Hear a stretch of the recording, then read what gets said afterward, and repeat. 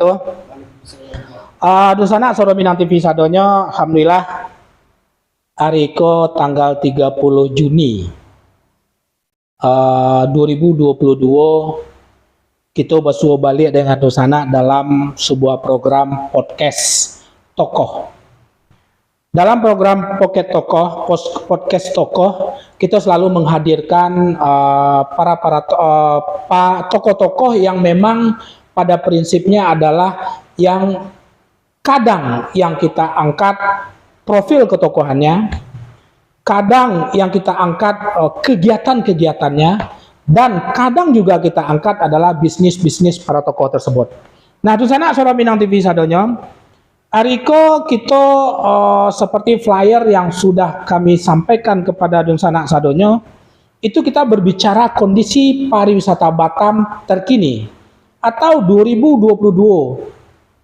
Nah, jadi sebelum kita lanjut berbincang-bincang dan memperkenalkan kedua tokoh yang sudah hadir di samping kami, tentu kami Soro Minang TV all crew selalu mengucapkan terima kasih kepada Dunsana sadonyo, selalu menyapu Dunsana sadonyo, dan selalu berdoa kepada Yang Kuasa semoga Dunsana tetap sehat, tetap sukses di dalam kegiatan sehari-hari bersama keluarga.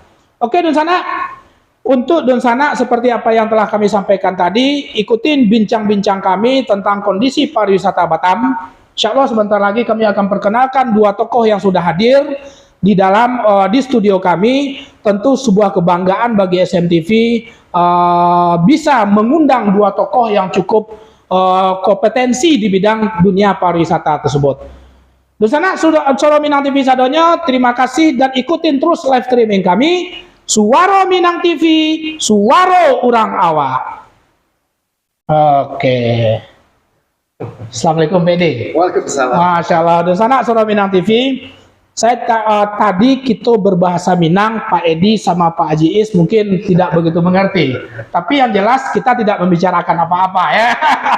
Ngomong baik-baik ya. Ngomong baik-baik aja. Di sana Soro Minang TV sadonyo, kami pun host Safril Yubahar minta maaf kaliko terpaksa kita berbahasa Indonesia. Karena tamu kita adalah pelaku-pelaku pariwisata di Kota Batam yang kebetulan memang tidak berasal dari warga Batam, yang tidak berasal dari Sumatera Barat ya. Kita perkenalkan satu persatu. Oke, Dunsana sebentar ya.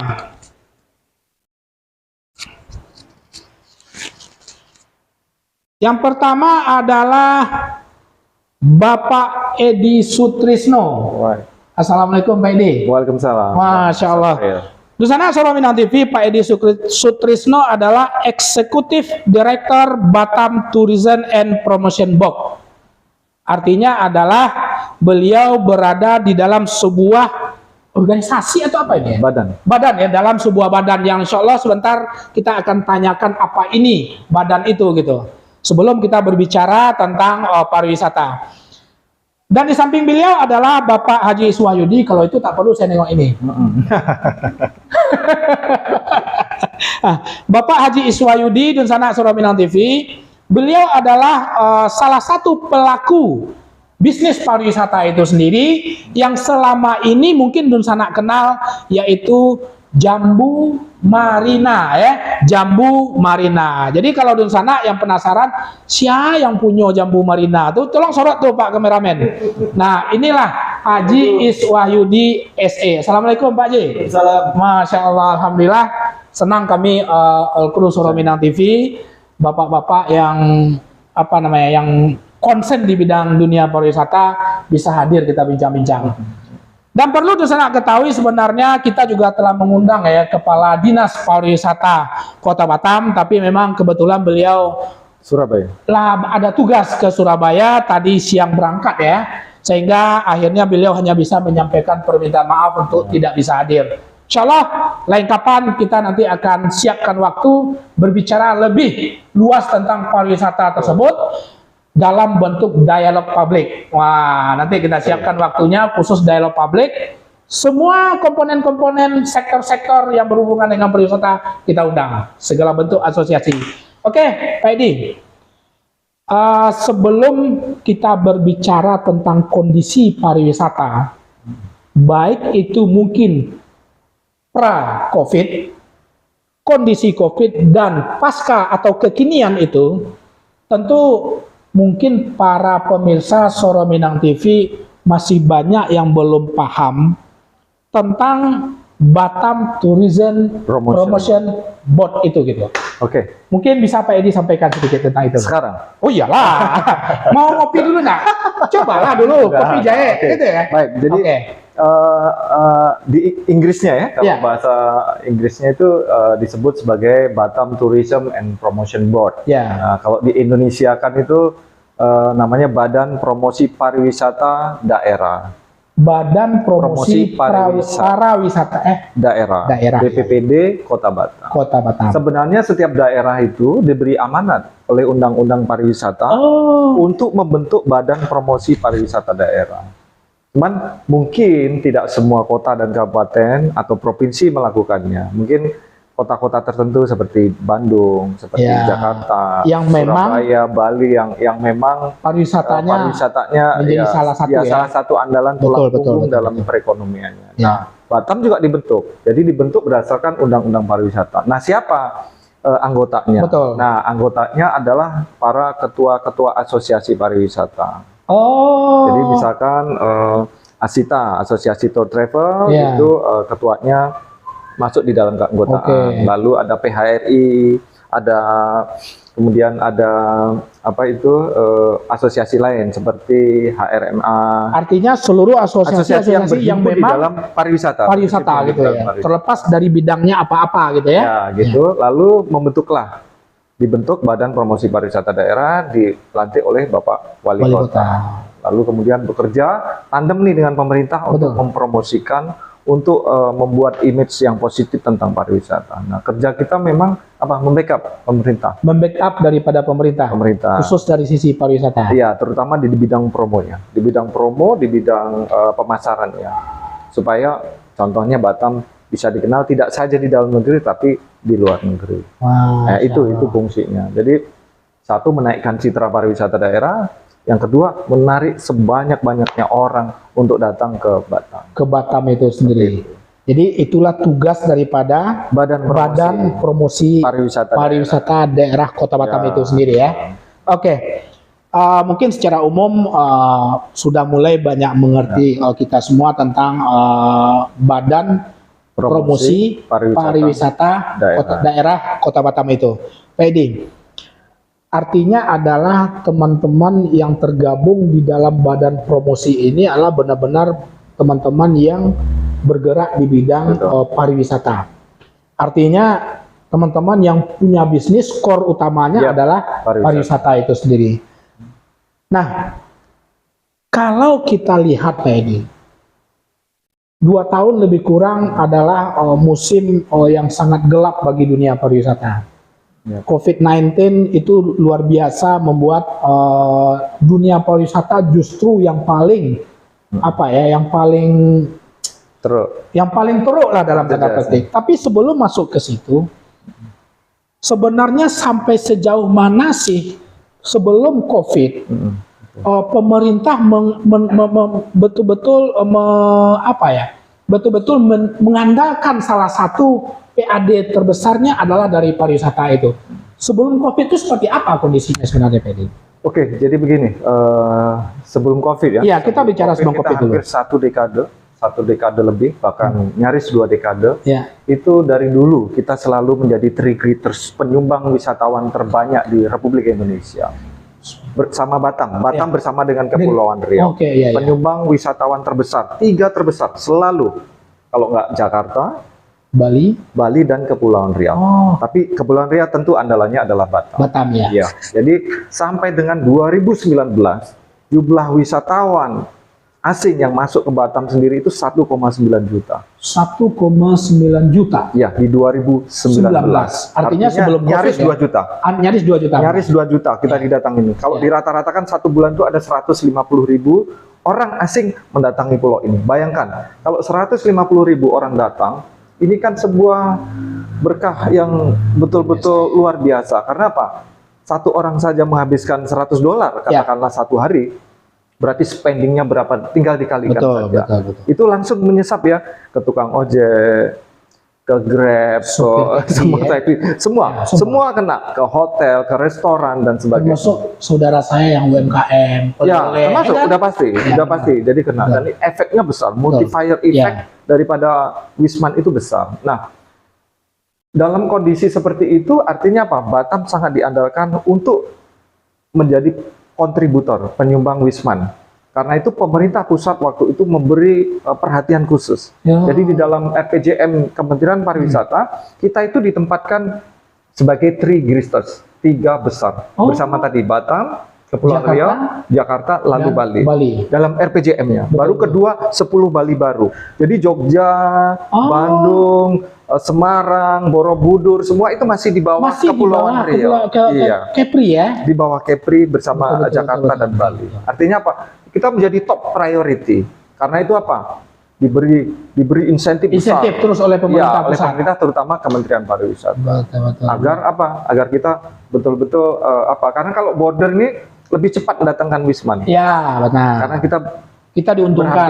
Kita diuntungkan dengan perbatasan itu ya. Seperti itu. Itu kondisi pra-nya. Pada saat artinya kalau berbicara pra itu sangat luar biasa. Ekonomi hidup dalam tanda petik. Betul. Semua sektor hidup gara-gara sebuah kunjungan Wisman yang cukup luar biasa tersebut. Nah, tentu pada saat COVID, seperti yang kita ketahui, seperti apa pula masa suramnya dunia pariwisata itu sebenarnya, Pak Mas Edi? Ya, start di 2020 awal. Persisnya Maret. Ya betul, Maret itu puncak-puncak dari COVID. Dan kita sudah menolak. Pemerintah pusat juga tidak membenarkan orang asing masuk, kecuali yang ada bisnis visa dan sebagainya. Betul.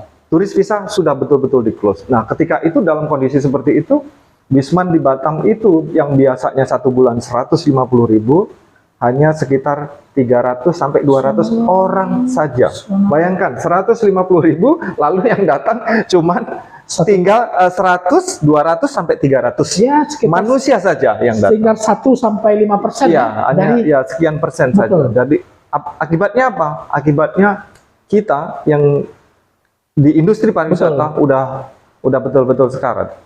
Waktu itu kondisinya sangat susah sekali. Karena itu pemerintah pusat waktu itu gencar untuk memberi bantuan kepada pelaku pariwisata. Tapi itu pun tidak mampu secara merata karena berat sekali ya. Kita ada pelaku pariwisata yang langsung itu sekitar 10 ribuan di Batam itu yang direct ya. Betul. Direct misalkan orang hotel, orang restoran itu ada sekitar 10.000 pelaku pariwisata yang bekerja. Betul. Yang bekerja direct. Yang bekerja direct dengan dunia pariwisata itu betul-betul sulit. Mulai pemutusan hubungan kerja, terus kemudian dirumahkan dan sebagainya. Itu sulit sekali. Nah, beruntungnya karena di dalam PDRB kita itu pariwisata tidak seperti Bali yang sampai 70-80%. Andai saja pariwisata itu di Batam itu sampai dengan 70-80% dalam PDRB, Anda bisa bayangkan kita semua mungkin sudah tiarap. Artinya apa? Kita masih di backup oleh industri kita yang masih. Ya, artinya untung saja Batam masih ada sektor-sektor yang masih cukup bagus dan tetap hidup di musim pandemi itu ya. Termasuk yang salah satunya adalah industri itu masih galangan kapal. Betul, galangan kapal. Ada industri manufaktur. Betul, manufaktur ya. Tapi apapun bentuknya kita betul-betul suffer. Kita betul-betul menderita ketika di era COVID itu sangat menderita. Pak Mas Edi berada di dalam sebuah badan yang di dalamnya adalah ada semua asosiasi-asosiasi yang bergerak dalam dunia pariwisata. Bagaimana perasaan mereka? Apa yang mereka keluhkan? Kan pasti mereka diskusi dengan badan promotion ya kan. Yang mereka rasakan pada saat itu. Terus bisakah Pak Edi, apakah ada yang memang dalam tanda petik ada teman-teman kita yang tumbang atau bagaimana mereka bisa bertahan selama 2 tahun itu Pak Edi? Ya, bertahannya begini, semua orang harus melakukan adaptasi karena kondisinya adalah dalam kondisi COVID. Kalau tidak beradaptasi dengan kondisi itu, teman-teman udah nggak bisa. Sudah nggak bisa ya. Bahkan untuk makan saja akan amat sangat sulit. Karena itu apa? Sebagian besar dari mereka loncat alih profesi, alih pekerjaan. Itu sesuatu yang sudah tidak bisa dielakkan. Jadi maaf teman-teman, misalkan ada sebagian guide gitu, yang sampai oke, nyopir dulu deh kita, seperti itu. Atau jajan kuliner, bikin kita buka kuliner dan sebagainya. Jadi berkreasi apapun, berinovasi dan tapi tetap adaptif. Kalau nggak adaptif, kita udah benar-benar susah sekali. Karena apa ya, pengusaha juga udah nggak bisa melakukan apa-apa. Melakukan, ya betul. Iya, mau dipertahanin itu juga udah amat sulit. Makanya beberapa hotel yang di City Hotel sementara tutup operasional waktu itu. Banyak yang melakukan, luar biasa, apalagi tempat hiburan dan sebagainya. Di sana Suara Minang TV benar-benar sebuah kondisi yang sangat sedih ya. Kita melihat kondisi dunia pariwisata di musim pandemik itu. Tapi mau tak mau, suka atau tidak suka, para pelaku pariwisata harus beradaptasi dengan kondisi tersebut. Toh kita tetap harus bertahan untuk hidup, betul gitu ya. Maka berbagai permainan lah dalam tanda petik, cara-cara bagaimana untuk bisa tetap eksis selama 2 tahun itu, kan gitu ya. Tidak hanya eksis tapi hidup. Oke, di sana Sobat Minang TV Sadonyo, kita coba lanjut sebelum kita membacakan beberapa komentar nanti Mas Edi. Kondisi itu alhamdulillah di tahun 2002 itu sudah mulai membaik ya. Awal-awal 2002 sudah mulai membaik dan alhamdulillah sampai sekarang semakin terus membaik. Pak Haji Is, sebentar ya. Jangan tidur Pak Haji ya. Kita berbicara Batam dulu secara umum ya. Nanti baru kita masuk kepada sektor lebih khusus untuk Pak Haji Iswayudi. Mas Edi, di awal 2002 sudah mulai nampak perubahan kondisi yang disebut dengan COVID-19 tersebut. Sampai sejauh mana optimisme dari kawan-kawan yang tergabung ke dalam Badan Promosi Pariwisata Batam tersebut di dalam menghadapi tahun 2002 itu gitu. Apakah frustasi tadi itu masih berkepanjangan, optimismenya seperti apa, dan dalam tanda petik pemerintah pun di dalam menyambut itu bagaimana untuk mencoba kembali itu seperti apa? Oke, mungkin yang perlu disampaikan lebih dasarnya ya. Betul. Dasarnya ketika COVID itu merebak di seluruh Nusantara termasuk kita, kan kita suffering ya. Tapi pelan-pelan ketika COVID sudah mulai menurun, grafiknya sudah menurun, dan sebagainya. Lalu kemudian pemerintah secepat kilat, ya tidak kilat lah, tapi maksudnya bertahap melakukan deregulasi. Deregulasi di pertama keimigrasian dulu. Kalau dulu orang datang kita harus menggunakan bisnis visa atau turis visa, terus kemudian mulailah ada visa on arrival. Jadi banyak negara sudah boleh diperbolehkan. Kemudian ASEAN, yang ASEAN boleh malah bebas visa, tidak boleh masuk. Jadi seperti kembali di masa lalu. Jadi sebelum kita COVID sudah dibalikkan deregulasi itu. Nah, itu sudah jalan. Satu, deregulasi keimigrasian. Yang ketiga, di Satgas COVID juga sudah mulai diperlonggar. Awalnya ketika kita border sudah di opening, itu yang dibunyikan oleh Satgas. Ketika mereka mau datang ke Batam, pre-departure itu harus di PCR. Oke, 1 jam setelah di PCR dari Singapura, begitu sampai ke Batam, itu masih di PCR lagi. Nah, ini kan berat. PCR di sana mahal, sampai di sini mau 1 juta juga. Jadi ini kan handicap. Siapa sih orang mau datang hanya untuk ke Batam saja mengeluarkan duit sekian, hanya untuk regulasi. Nah, deregulasi itulah yang kemudian dilakukan secara bertahap, dan kondisi sekarang adalah kemarin di bulan Maret, itu angka kita kan sebelumnya di bawah 200-300 orang. Di bulan Maret jumlahnya 900 sekian, sudah mau 1000 Maret orang. 2021. 22 kemarin berarti ya? Maret ini. Bulan-bulan kemarin. Sudah mulai naik sampai 2000-an ya? Ya, sampai 1000 saja dulu. Di Februari 200 sampai 300, lalu di bulan Maret itu sudah 900 sekian, nyaris 1000. Lalu di bulan April naik menjadi 9.000 sekian, sudah 10 ribuan. Nah, ini kan ada peningkatan betul besar. yang signifikan ya. Ini Harbourfront kemarin kan hanya lewat Tanah Merah. Tanah Merah, benar. Begitu Harbourfront dibuka, kita harapkan bulan yang ini, sekarang ini udah mau habis, paling tidak ada sekitar 20 sampai 30 ribu orang sudah mulai masuk. Artinya apa? Kalau biasa 150 ribu, lalu kemudian masuk 30 ribu, ini sudah cukup, bukan dipercik lagi. Betul, kalau tempo hari kawan-kawan bilang 1000, Allah itu belum memercik apa-apa. Efeknya belum ada apa-apa. Tapi ketika sudah 10 ribu, ini sudah berbagi ke restoran, ke hotel, terus hunian sudah naik. Terus kemudian masuklah nanti ke community based tourism.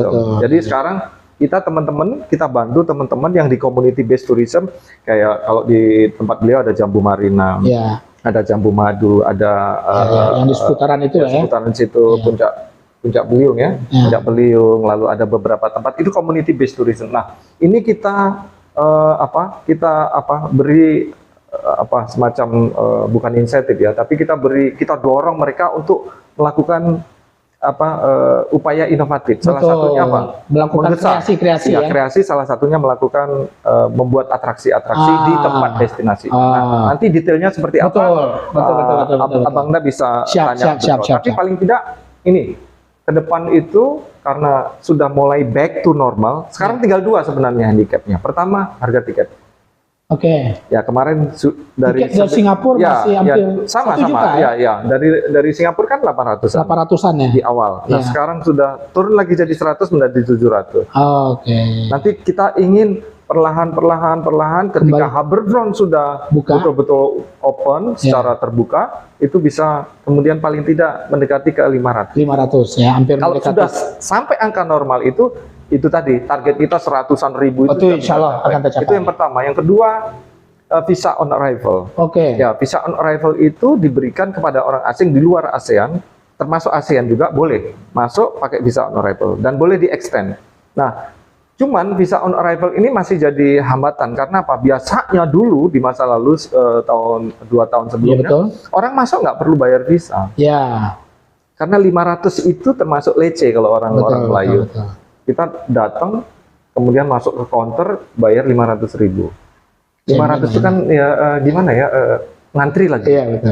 Kecuali ada sistem truk langsung gitu nggak apa-apa. Ngantri lagi 500, baru kemudian dia antri lagi pergi ke imigrasi, baru cop. Jadi dia 2 kali.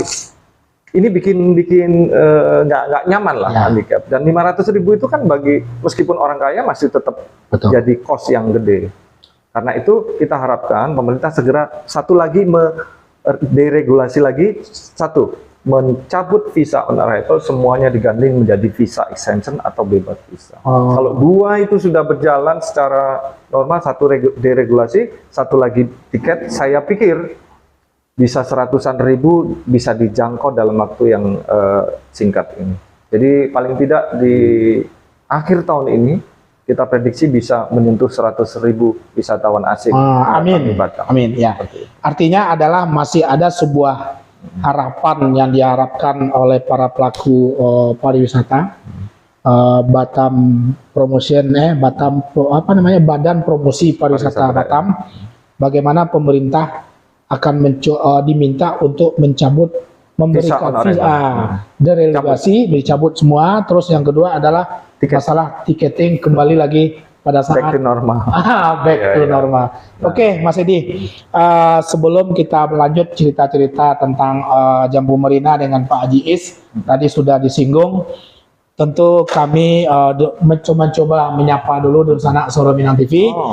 Kita coba sapa dulu kepada Dunsana Soro Minang TV, sebuah informasi yang cukup berharga bagi kita ya, terutama bagi dunsana yang memang pada prinsipnya kan kadang-kadang ini pelaku-pelaku yang di tingkat pelaku-pelaku penunjang daripada pariwisata banyak juga saudara-saudara kami dari Sumatera Barat kan, pasti. Seperti guide ya kan, guide banyak orang kita bilang. Terus oleh-oleh pelaku UMKM ya kan. Terus yang trade transportasinya ya kan, itu rata-rata kan. Nah, jadi mudah-mudahan dengan informasi-informasi seperti ini, Dunsana yang memang selama ini bersentuhan dengan dunia pariwisata, tamu-tamu dan segala macam, maka akan membuat kita semua semakin optimis terhadap itu. Oke, minta izin Pak Haji Is, Mas Edi, saya baca dulu teman-teman yang memberikan komentar. Oke, Andri, Pak Andri dan Adel Umrah, Uni, terima kasih banyak. Kita lanjut, Tiska.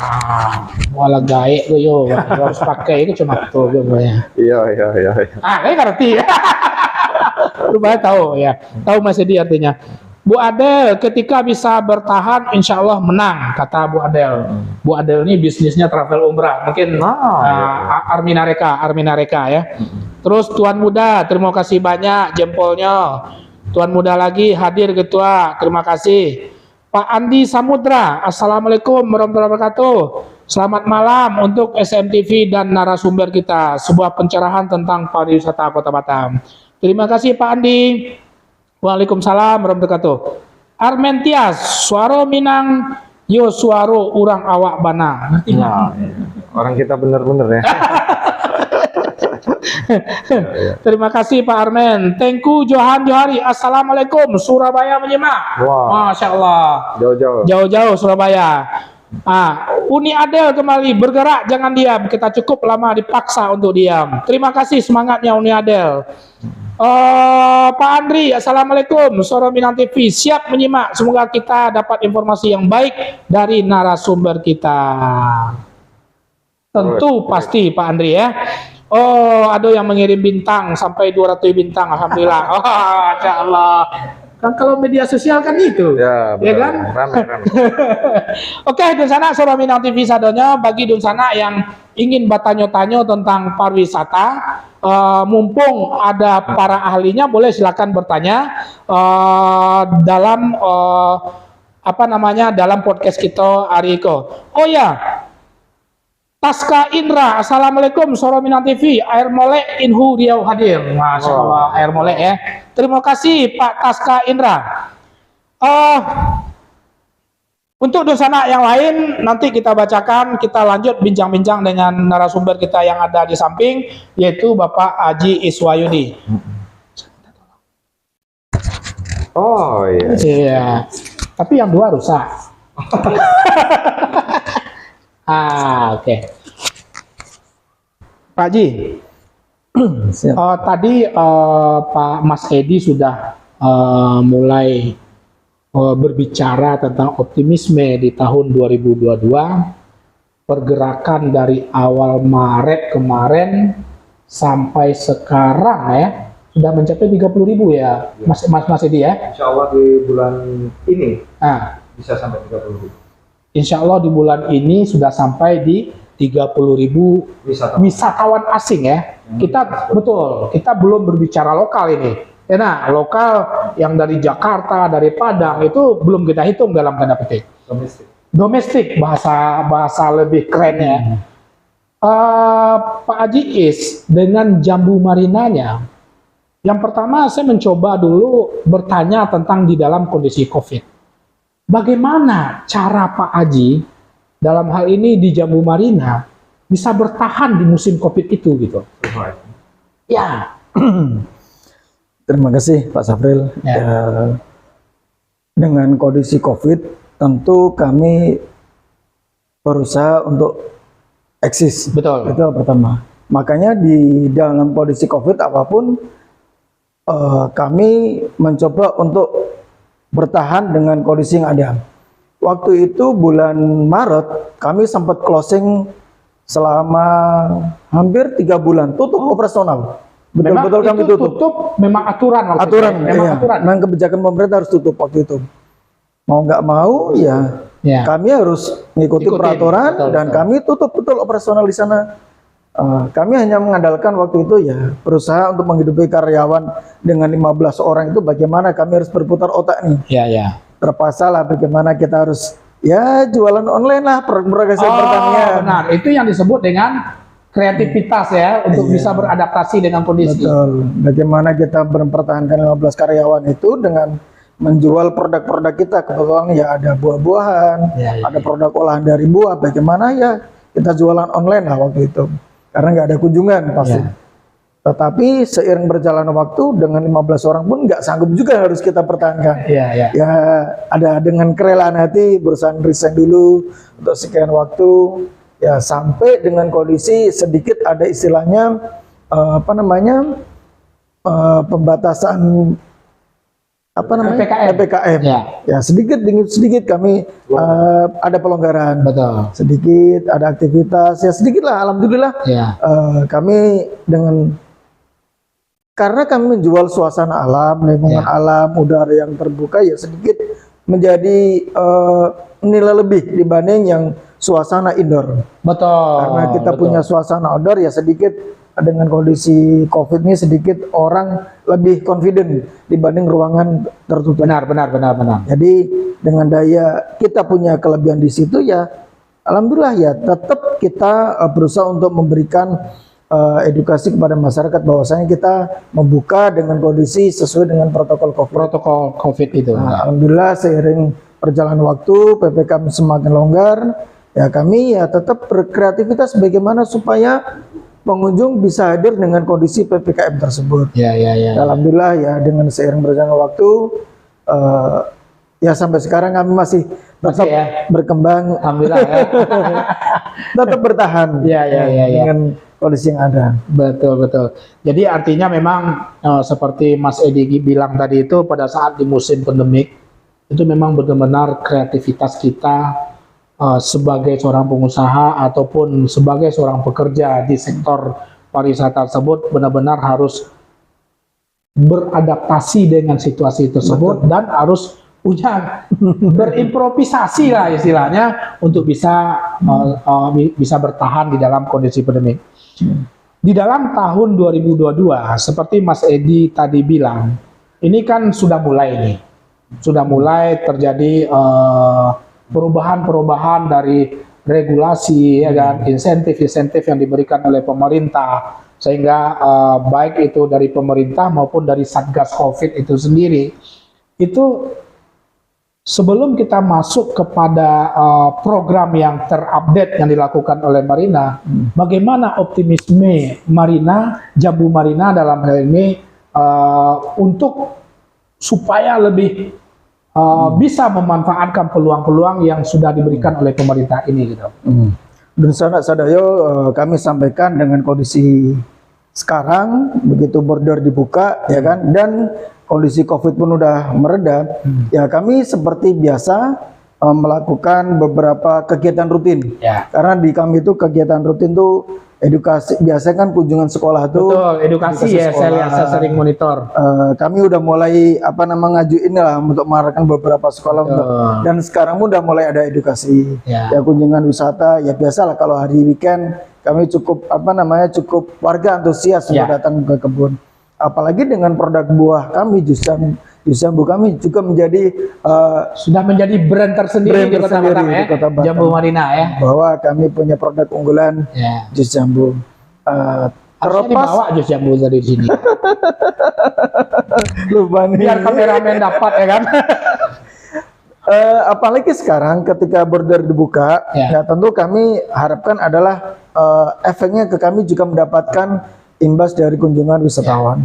Alhamdulillah memang kemarin ada beberapa sih rombongan dari Singapura udah mulai hadir ke tempat kami. Alhamdulillah ya. Bahkan beberapa travel udah dari Singapura udah mendatangkan ke kami untuk menanyakan kondisi terkini dan bagaimana mereka untuk melakukan kerjasama dengan kami supaya ke depan setelah kondisinya semuanya normal semuanya mereka bisa hadir dan meramaikan kegiatan di kami. Artinya sudah menjadi salah satu destinasi. Jika seandainya para turis melakukan pariwisata di dalam Kota Batam ya. Betul. Apalagi nanti ke depan ketika betul-betul dibuka secara normal, kunjungan wisatawan Singapura itu memang kami harapkan adalah sekarang kan di tempat kami kan edukasi berkebun tanaman padi. Betul. Hal ini kan unik bagi warga Singapura, apalagi warga Batam aja masih unik, apalagi warga Singapura. Mereka bisa beredukasi bagaimana mereka praktek menanam padi, bagaimana cara menanam, ya kan, merawatnya sampai panen. Dan di dalamnya setelah mereka pun bisa menikmati wahana yang ada, ya bisa berkuda, bisa memancing, ya kan, bisa metik buah, dan aktivitas-aktivitas untuk bercamping dan sebagainya di kebun. Dan sekarang untuk meramaikan kunjungan, kami juga sudah mendapatkan advice dari BBTB, dari Pak Edi dan beberapa teman pelaku pariwisata untuk membuat atraksi ya, supaya menjadi daya tarik untuk kunjungan pariwisata ke depannya. Oke. Saya ingat padi. Saya merantau ke Batam meninggalin sawah, Pak. Tapi rupanya di Batam sawah menjadi adalah pariwisata ya. Benar ya. Nah, kita merantau ke Batam supaya jangan jadi petani nih. Rupanya sawah itu bisa menjadi jika dikelola dengan baik bisa menjadi salah satu bentuk destinasi wisata. Memang sebelum kita lanjutkan, memang sedikit saya cerita tentang kondisi di kampung. Jadi sekarang memang sudah banyak di Sumatera Barat, ya kan? Itu sawah-sawah yang hamparan yang hijau itu nanti dibikin pondok-pondok, bikin restoran di tengah itu gitu. Jadi sudah mulailah bapak-bapak para petani di kampung, ya kan, yang selama ini memang tok bertani aja, ya kan, tapi sudah mulai bisa memanfaatkan jika memang kondisi geografisnya pas, itu sudah mulai mereka berkreasi, dibikinlah ya panggung-panggung, ya kan, sudah mulai. Jadi sawah padi sudah menjadi salah satu, tidak hanya bisa menghasilkan padi untuk dimakan oleh masyarakat, tapi juga bisa mendapatkan efek samping dari pariwisata itu ya. Betul. Sampai di Batam rupanya padi menjadi andalan ya Pak Haji Is ya. Pak Haji, informasi yang kita dengar, yang masuk ke redaksi Suara Minang TV, itu Pak Haji sekarang yang juga didukung oleh pemerintah Kota Batam melakukan sebuah event yang cukup menarik katanya. Mungkin sebentar Mas Edi, apa nama asosiasi beliau tadi? Beliau kami di asosiasi, tapi kalau kami menyebut beliau ini sebagai community based tourism, pariwisata berbasis masyarakat. Bukan pengusaha. Betul, iya. Jadi komunitas pariwisata berbasis masyarakat. Oke. Pak Haji, di dalam mencoba menambah kunjungan baik lokal maupun mancanegara jika yang memang sudah masuk ke Batam itu, sekarang katanya Pak Haji di Jambu Marina membuat sebuah event yang katanya juga didukung oleh pemerintah Kota Batam, termasuk daripada Badan Promosi Pariwisata Kota Batam itu sendiri. Detailnya seperti apa program itu Pak Haji? Pas nih, Dun Sanak Sadoyo, sedikit saya sampaikan. Ya. Untuk event kami namakan Pasotara. Nama Pasotara. Pasar Deso Nusantara. Pasar Deso Nusantara. Pas ini momennya. Ya. Momen ini banyak nih, pembesar Suara Minang TV, warga IKSB Kota Batam. Pas nih. Ya. Kami konsepnya adalah mengedarkan suasana pedesaan. Dengan konsep budaya Nusantara. Kami undang untuk tampil di kebun Jambu Marina. Jadi nantinya sekarang kami sediakan di sana adalah panggung dengan suasana pedesaan kampung, ya kan, ada lapangan. Pas nih semua warga EKSB mau ngadain event di sana, Sumatera Barat ya. Bahkan ngadain event kegiatan, mungkin di situ ada pertunjukan seluruh kesenian Minang, ya kan. Di situ kami sediain lapak-lapak jualan masyarakat Minang semuanya, kuliner Minang, dari sate padangnya, soto padangnya, masakan padangnya, pokoknya kita hadirkan di situ. Jadi mungkin dalam beberapa pekan IKSB bisa tampil di situ. Ke depan mungkin dari kesenian dari Indonesia Timur, daerah lain gitu, daerah timur, kita panggil mereka untuk kita hadirkan, mereka menampilkan kesenian budayanya, mereka tampilkan kulinernya. Nanti berganti lagi bulan berikutnya dari kesenian mana yang mau tampil gitu. Jadi kita juga memberikan panggung kepada seluruh paguyuban se-Nusantara untuk atraksi, menunjukkan budaya daerah masing-masing di hadapan para wisatawan.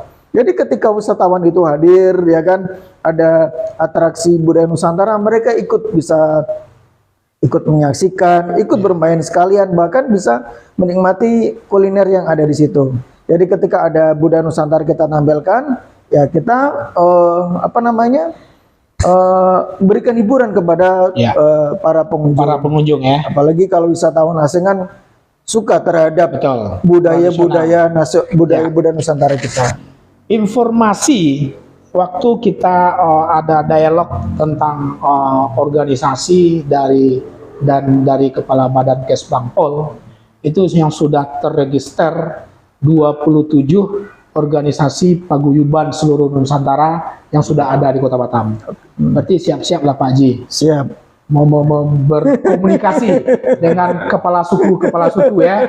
Karena memang kita tahu ya Pak Mas Edi ya, Batam itu termasuk miniaturnya Indonesia. Betul, ya kan? Betul. Memang ini perlu sebuah wadah bagi seluruh seluruh daerah-daerah bisa menampilkan dan beradaptasi budayanya di tanah Melayu ini, kan begitu. Salah satunya Jambu Marina. Jadi kalau seandainya berbicara itu, berarti program ini long time ya, panjang ya? Ya, paling dia harus panjang. Ya mungkin setengah tahun ke depan kita mungkin tiap berapa pekan kita tampilkan kesenian per daerah masing-masing. Gitu. Apa langkah Jambu Marina di dalam rangka menjalankan program tersebut, terutama kepada para paguyuban daerah-daerah yang ada di Kota Batam itu? Saat ini yang kemarin yang sudah tampil ada komunitas masyarakat Jawa sudah melakukan show di sana dengan dihadirkan kuliner-kulinernya. Insya Allah nanti ke depan ya kami akan silaturahim dengan seluruh paguyuban yang ada di Batam untuk saling kita bertukar informasi, memberikan panggung supaya mereka bisa tampil atau mungkin bisa sebagai tempat untuk bersilaturahim bagi seluruh warga perantau yang ada di Batam bagi komunitas tersebut. Contoh kemarin ada masyarakat dari Adonara sudah mulai survei ke tempat kami, rencana untuk melakukan kegiatan di tempat kami. Mereka akan menampilkan budaya daerah Adonara, menampilkan kuliner Adonara dan sebagainya, ya kan? Siapa tahu next ke depan, mungkin berapa pekan ke depan kami undang masyarakat DKSB untuk hadir menampilkan budaya di situ. Kami siapin panggung di sana dan kami siapin tempat untuk mereka menjajakan kuliner di Padang sana. Masya Allah. Nanti kita nyinggung ke Mas Edi nih. Tapi sebelum ini sebuah informasi yang cukup luar biasa ya. Kreativitas dari Jambu Marina kan. Yang pertama adalah bagaimana supaya orang bisa menikmati dan datang ke Jambu Marina untuk lebih banyak. Yang kedua, tentu ada sebuah wadah yang cukup luar biasa bagi para budayawan daerah masing-masing yang kebetulan tinggal di Kota Batam. Ada sebuah media yang disiapkan oleh Jambu Marina, termasuk kuliner-kuliner ya Pak JS ya, dari daerah masing-masing tersebut. Mudah-mudahan informasikan kunjungannya ke